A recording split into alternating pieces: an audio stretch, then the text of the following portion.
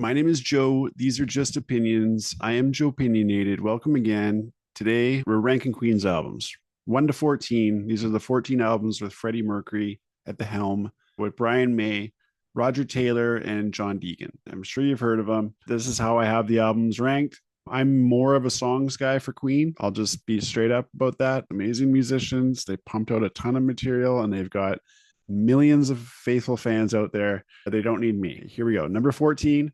I'm going with the soundtrack to Flash Gordon. That's easy. Number 14. It's not really a great album. I do love the theme of Flash Gordon.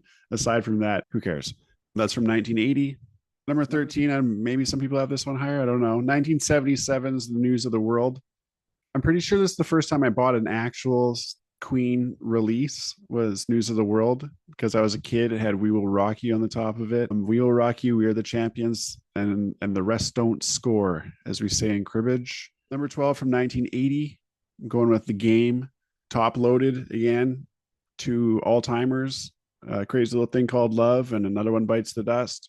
And after that, it's off a cliff for me. Number 11, their second last album with Freddie from 1989, The Miracle.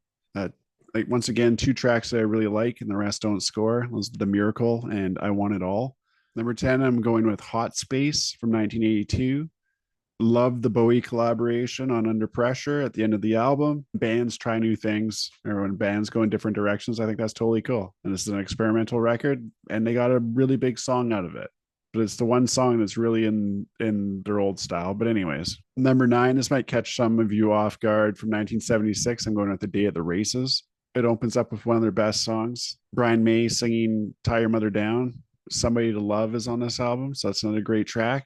It's a bit more balanced. Still not my fave. Obviously, I got number 9. Number 8, above A Day at the Races, I'm going with Innuendo from 1991. Did an album, top 25 albums from 1991 and songs, and then this definitely made an appearance there. So check out those episodes on this channel.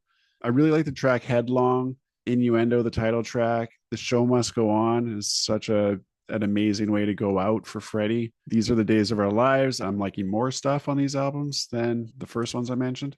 Innuendo comes in at number 8. At number 7 from 1984, going with The Works. The Works has Hammer to Fall. I Want to Break Free. Excellent video. Radio Gaga, another amazing song, amazing hook. Incredible studio track, Radio Gaga. Love all live versions of that, including the Live Aid version. Number 6, going back to 1974 for Queen 2. That's the one where they all look like they're in the Bohemian Rhapsody video. I don't believe this album did make my top 25 from 1974. Check out my 74 episode on there. I might have brought it up. Really love the March of the Black Queen. It's always kind of been one of my early favorite Queen songs.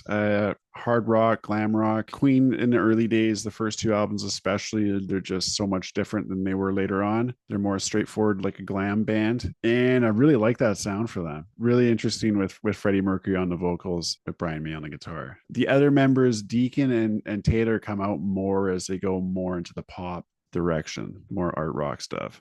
Number 5 for Queen albums ranked here. I'm going with Sheer Heart Attack from 1974. This is their third album. This is when we get some pretty big hits, Killer Queen and Stone Cold Crazy in particular. And sonically, one of their best recordings. The studio magic gets better with each album. Number 4, I'm going with their debut, Queen, from 1973. I think it's just, so a lot of times the debut it can be their strongest album for any given band. A lot of material to get out there. The well is certainly not dry. And this one opens up with Keep Yourself Alive. And, real focus for me on the early albums, especially, is Brian May. And the later albums, really love Brian May. Love that homemade guitar he's made out of his coffee table. He uses coins to play. Like, it's unbelievable. I think he's a great singer. Tie Your Mother Down is one of my very favorite Queen songs that he sings lead on. But anyways, Keep Yourself Alive, just the way it opens up. That guitar is freaking incredible. Such a distinctive sound he has too. Number 3, I'm sure this will also be surprising for some. I'm going with It's a Kind of Magic. Came out in 1986. And they kind of went back to the pop thing. This is sort of post their disco dive, almost like a straightforward pop rock album. 80s pop rock album from Queen. I think it's pretty damn good. I think studio wise, one of the best engineered albums they have. But it has Who Wants to Live Forever, Friends Will Be Friends, A Kind of Magic, and One Vision. From the motion picture soundtrack, Iron Eagle. As a kid, Iron Eagle, dope. Love that show. Love Iron Eagle. For me, this album is just very easy listening the whole way through. I remember liking having the CD later on, and just you can just put it on, and it's all very easy listening. I don't think they really miss a lot. A kind of magic for spot number three. Number two for me in the rankings here, a four-star album from 1978, Jazz. Jazz from Queen, 1978. Once again, my top three just feel like the most complete Queen albums, where the other ones I just feel like they drop off a cliff more times than not. Seems to be a lot of filler in there for me, for my taste, anyways.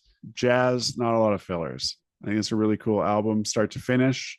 Bicycle Race is so good. Fat Bottom Girls is excellent.